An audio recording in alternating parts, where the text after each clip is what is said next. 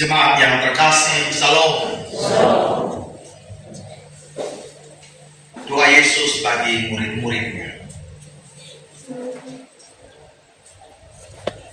Tradisi gereja abad kedua sepakat bahwa penulis Injil Yohanes adalah Yohanes anak Zebedeus, kelompok 12 rasul, Petrus, Yakobus, dan Yohanes. Yohanes ingin menjelaskan bahwa Tuhan Yesus itu bukan fotokopinya Tuhan. Tuhan Yesus itu dia sudah Tuhan. Dia mau bilang begitu. Jadi dalam narasi yang disampaikan oleh Yohanes berbeda dengan narasi-narasi yang dibangun di dalam Matius, Markus, dan Lukas. Yohanes melukiskan dengan tulisan yang lebih dalam, karena Yohanes ini juga sebenarnya sebuah jembatan antara kehidupan perjanjian lama menuju kepada perjanjian baru yang sebentar lagi itu Tuhan Yesus mau naik ke surga dan pergi untuk selama-lamanya. Jadi bagaimana Yohanes menjembatani agar umat Tuhan yang belum pernah ketemu dengan Tuhan Yesus di abad kedua itu berarti masuk tahun 101, 102, 103 itu mereka sudah tidak ketemu lagi dengan Tuhan Yesus secara langsung. Generasi yang pernah bertemu dengan Tuhan Yesus juga sudah tidak ada lagi. Jadi sekarang mau kasih tahu sama mereka, yang kami ketemu dulu itu bukan fotokopinya Tuhan, tetapi dia sudah Tuhan itu. Narasi itu disampaikan oleh Yohanes bahkan di dalam doa, bahwa kalau manusia lihat saya, itu sudah Tuhan yang mengutus saya ke dalam dunia ini.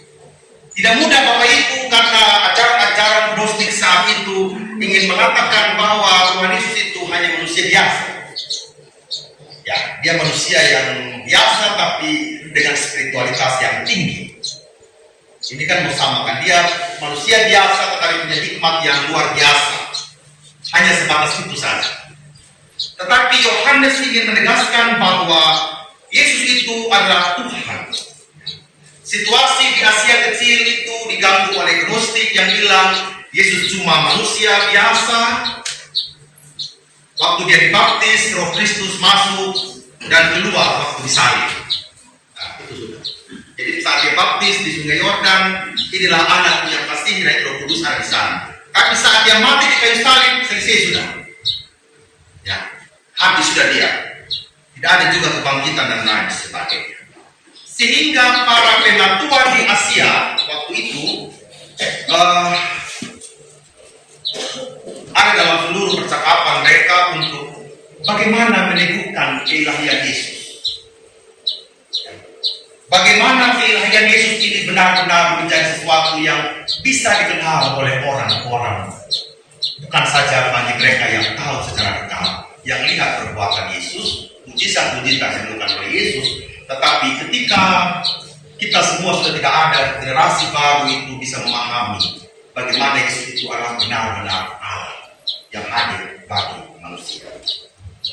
Sehingga Injil Yohanes ini juga merupakan penguatan iman bagi generasi-generasi yang berikut.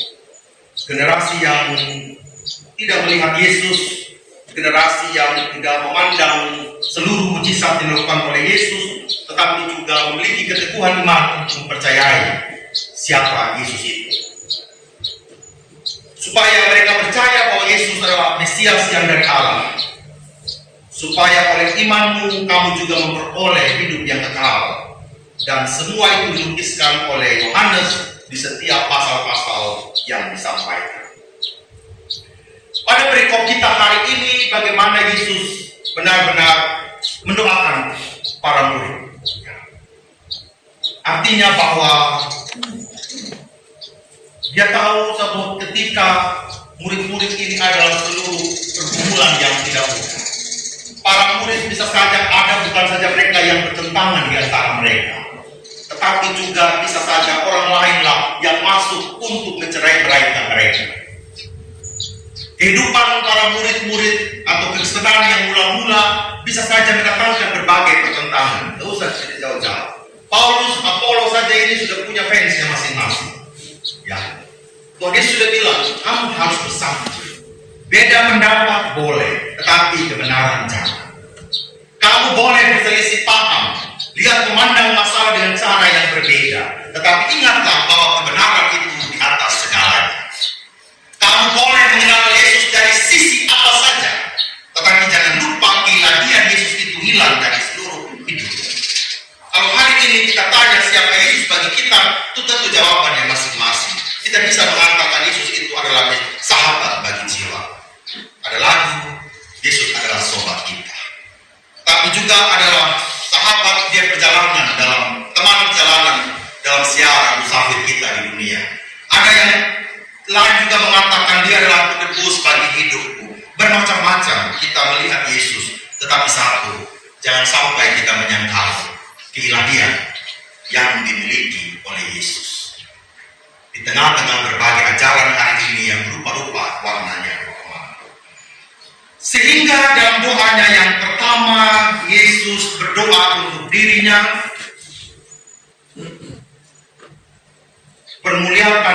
permuliakanlah anakmu supaya anakmu mempermuliakan engkau.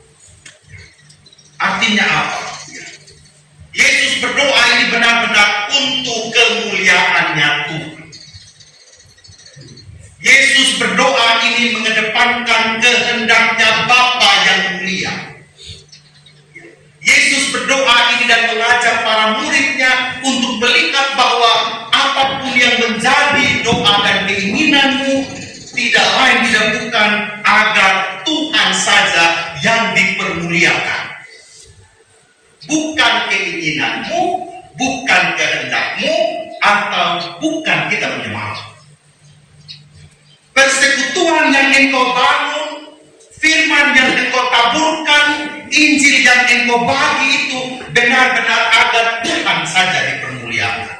Kalau Bapa memuliakan Yesus sebagai anaknya yang lahir di dalam dunia ini dengan sangat luar biasa, dia juga ingin kita semua, para muridnya, bahwa yang kita ingin capai dalam apapun seluruh kehidupan kita, kemuliaan Tuhan. Selesai di sini. Tidak ada lagi yang mengatakan saya nanti menjadi murid Yesus ini supaya saya sudah yang paling depan. Ya. Aku telah mempermuliakan engkau di bumi dengan jalan menyelesaikan pekerjaan yang engkau berikan kepadaku. Ya. Kemuliaan bukan soal nama besar, bukan soal jabatan, bukan soal jumlah umat. Kemuliaan akan terjadi apabila saya dan Papa Mama semua setia sampai akhir pada tugas yang Tuhan berikan kita hari ini. Kadang kita ingin lompat dengan hasil besar, tapi lupa setia di dalam hal-hal yang kecil. Kita punya mimpi yang besar, tapi kita lupa pada hal-hal yang sebenarnya bisa kita lakukan dalam hidup ini. Kita ingin anak-anak kita sukses, kehidupan kita baik, tetapi datang gereja saja masih butuh Papa Mama. Kita mau berjumpa dengan Tuhan, tapi PA datang kita tunda. Sebenarnya banyak harapan dalam hati kita masing-masing. Tetapi rasa-rasanya di tempat yang pertama, bereskan semua motivasi-motivasi kita. Bereskan semua penghalang-penghalang yang ada di depan kita, Bapak Mama. Sehingga benar-benar hidup yang kita layani ini benar-benar hidup yang memuliakan Tuhan. Ya, bukan untuk nama besar kita, bukan untuk ketenaran kita, bukan untuk seluruh jabatan kita, atau juga bukan jumlah jemaat kita makin banyak, tidak, Bapak Mama. Tetapi apakah benar-benar yang saya dan Papa Mama doakan itu hanya untuk kemuliaan Tuhan? Jadi kalau kita meminta Papa Mama, refleksi lagi. Tuhan, kalau saya minta harta yang banyak, apakah harta ini benar-benar untuk memuliakan Tuhan? Jangan-jangan untuk memuaskan ego saya. Tuhan, kalau ke sekolah saya punya anak ini tinggi-tinggi, ya, supaya saya dianggap sukses atau benar-benar agar saya dan anak-anak saya benar-benar mempermuliakan Tuhan. Kalau kita tidak absen setiap hari Minggu di gereja, bukan supaya nanti dengan kata-kata orang bilang apa, bukan. Saya datang di gereja benar-benar saya ingin mempermuliakan nama Tuhan.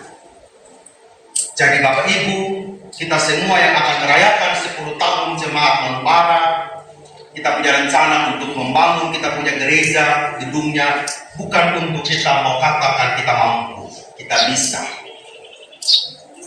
Tetapi apa yang kita harapkan itu benar-benar agar Tuhan dimuliakan di kota ini. Agar Tuhan dimuliakan di Jemaat Manubara ini. Bukan majelisnya, bukan pendetanya, bukan panitianya, atau apapun itu. Rencana-rencana kita itu benar-benar Bapak Mama, bangun dari hati kita semua bahwa apa yang kita lakukan di sini hari ini dan seterusnya itu benar-benar untuk Tuhan punya nama yang mulia. Terima kasih Bapak Mama ya, yang bisa memahami bahwa kebaktian minggu ini penting. Jadi kalau hari ini sudah datang, seterusnya jangan bilang dibawa lagi Bapak. Karena saya dan Bapak Mama ini tidak ada yang kita berjuangkan. Kita hanya mau berjuang untuk apa? Nama Tuhan dipuji dan dimuliakan. Hal yang kedua, Yesus berdoa juga buat para rasul. Ya. Jadi dia bukan berdoa saja buat dia punya misi, tetapi Yesus berdoa buat para rasul. Isinya apa? Ya, Tuhan jaga mereka. Bapa yang kudus, peliharalah mereka dalam nama-Mu. Supaya apa? Kuduskanlah mereka dalam kebenaran, firman-Mu dalam kebenaran. Supaya apa? Satukanlah mereka supaya mereka menjadi satu sama seperti kita adalah satu. Ya, Bapak Mama, dia tahu kita bersiara ini butuh uang. Kita melayani juga ini butuh dana. Kita melayani juga ini butuh dukungan. Tulis sudah tahu semua ya. Sudah tahu ini nanti ini ya.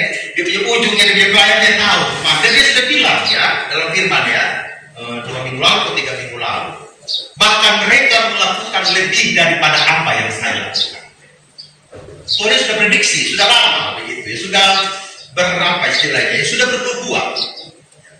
Nah kalau mereka tidak ada di dalam doa-doa ini ya, bagaimana Tuhan harus memelihara kita, harus memenuhi kebutuhan kita, harus menjaga kita semua dari keinginan-keinginan kita yang kadang-kadang itu suka ya orang bilang itu era-era Bapak. Kalau uang sudah banyak di gereja gitu kan ya, ini kita buat apa gitu ya. Nah ini kejatuhan ini ya Bapak ya, arti kejatuhan ya. Sudah uang sudah banyak ini, kita bagi-bagi sudah menjadi di sini ya. Kita buat sudah program yang ya sekedar buat saja supaya uang keluar. Saya pikir bukan ini. Tuhan tahu supaya kita apa? Kehidupan kita terpelihara. Dia tahu kita bergulat dengan hidup yang membutuhkan segala sesuatu. Kuduskanlah mereka artinya motivasi-motivasi kita kadang-kadang ini bisa meracuni pelayanan dan keluarga kita. Saat uang terbatas, kita kasih sama istri keluar. Itu tidak apa-apa. Tapi kalau uang sebanyak, ini untuk cukup belanja istri, kita mulai bilang para laki-laki, ini uang laki-laki. Ya, kita mau kelola sesuka hati kita saja. Kadang-kadang demikian. Saya bilang sama Om Ari, sering kami tadi malam sangat dalam gitu ya. Saya bilang begini, jangan main-main terhadap apa yang Tuhan kasih. Kita punya grup namanya Lentera. Saya selalu ulang-ulang ya. Kalau hidup lagi stabil, jangan main-main dengan apa yang Tuhan percayakan. Itu main-main Bapak. Bapak Ibu majelis jemaat sedang dipercayakan sebagai majelis jemaat, jangan main-main dari jabatan. Ya, jangan mencurangi di jabatan. Jangan mengikuti kehendak dan keinginan hati. Kalau ikut keinginan Bapak Mama, saya sudah tidak naik di mimbar ini Bapak Mama, saya mau pergi. Kalau ikut keinginan hati, saya dan Bapak Mama pada Tuhan yang akan renungkan dengan baik untuk apa kita ada di Jemaat Manubara ini. Penting. Kita adalah para gembala itu. Jangan main-main Bapak Mama, ya. Tantangan di sini begitu besar. Doa kita jangan sampai melemah kayak Drelomet. Harus powerful, harus dicas tiap hari, ya.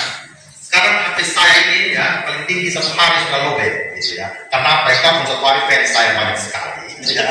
Karena hampir setiap menit terima telepon, pagi terima telepon, gitu kan ya. Hanya mau tanya, Pak Ben, yang jual tahu itu di bagian mana, gitu ya. Pak Ben, yang jual roti itu di bagian mana, gitu ya. Nah, hanya mau kadang-kadang sampai hal yang remeh-temeh pun telepon saya harus berbunyi, gitu ya. Bapak Mama, artinya apa? Semakin dipakai hidup kita artinya apa? Semakin juga harus dicas dengan Tuhan. Ya kan? Semakin kita melayani itu setan punya kejahat, kita juga itu bisa melebihi cahaya. Oh, ini pada Tuhan yang dan ini melayani, kau tunggu, saya jatuh kau dengan cara saya. Saya tadi tidak mau, ini barang ulang tahun, buat ini itu ya, jangan bisa kayak karena apa ya. Kita mau buat ini ya, sebentar mau launching, gitu kan, mau launching kita punya logo, gitu kan ya. Barang ini kayak kita lagi ini. Oh, ini harus cari celah, bagaimana kerja. Tetapi dalam doa kita patahkan, amin. Kasih patah semua. Ya. Hal-hal yang menjatuhkan pelayanan kita patahkan. Pendapat yang membuat kita tidak maju, kita harus patahkan. Jangan masuk. Karena Tuhan bilang apa? Kuduskanlah mereka dalam kebenaran. Firman-Ku adalah kebenaran. Sepanjang kita jalan di dalam kebenaran, sekuat apapun sabotase dari manusia, saya selalu percaya Tuhan akan kalahkan. Satukanlah mereka supaya mereka menjadi satu, sama seperti kita adalah satu. Yesus tidak menonjolkan dirinya. Dia tahu diutus oleh Bapaknya. Saya dan teman-teman semua melayani, bukan kita ingin menonjolkan diri kita, supaya kita semakin bersatu. Keluarga dengan segala macam kelebihan-kelebihannya, bukan berarti ketika satu punya harta yang banyak, satu punya harta yang terbatas, lalu kemudian kita katakan, oh kau ini kelas 2, begini, saya kelas 1. Tidak bisa. Kita saling melengkapi. Ada di gereja ini kita saling melengkapi. Ya, siapapun kita belajar untuk merendahkan hati satu dengan yang lain. Yang ketiga, Yesus berdoa untuk semua orang. Juga bukan untuk mereka saja berdoa, tetapi juga untuk orang-orang yang percaya kepadaku oleh pemberitaan mereka, supaya mereka semua menjadi satu, sama seperti Engkau ya Bapa di dalam aku dan aku di dalam Engkau, supaya dunia percaya. Bapak Mama, orang-orang yang kita layani juga itu ada dalam hati Kristus, sehingga setiap Bapak Mama melakukan kebaikan, setiap Bapak Mama melakukan kebenaran Injil, setiap Bapak Mama memperkatakan Injil bagi orang lain, itu juga yang dikatakan bahwa Yesus ada buat mereka. Kita sebagai pegawai di kantor, kita ingin juga mengatakan teman-teman kita di kantor itu adalah bagian dari doa Kristus. Lakukanlah kebaikan. Setiap orang yang kita layani, kita sebagai tukang becak punya penumpang, kita yang punya toko, punya pembeli, kita yang punya murid-murid di sekolah, punya anak-anak yang kita didik, kita yang di rumah punya anak-anak dan keluarga yang kita layani setiap hari, kita yang di mana saja berada. Semuanya itu sedang ada dalam pandangan Allah yang mengasihi kita. Oleh karena itu, Bapak Mama, jika Yesus saja mau berdoa bagi ketuhan kita semua, saya dan Bapak Mama juga dipanggil untuk kita serius mendoakan keluarga kita, mendoakan gereja kita, mendoakan komunitas kita, bahkan pemerintah yang ada di sekitar kita. Tuhan memberkati dan menguatkan kita semua. Amin. Untuk firman Tuhan.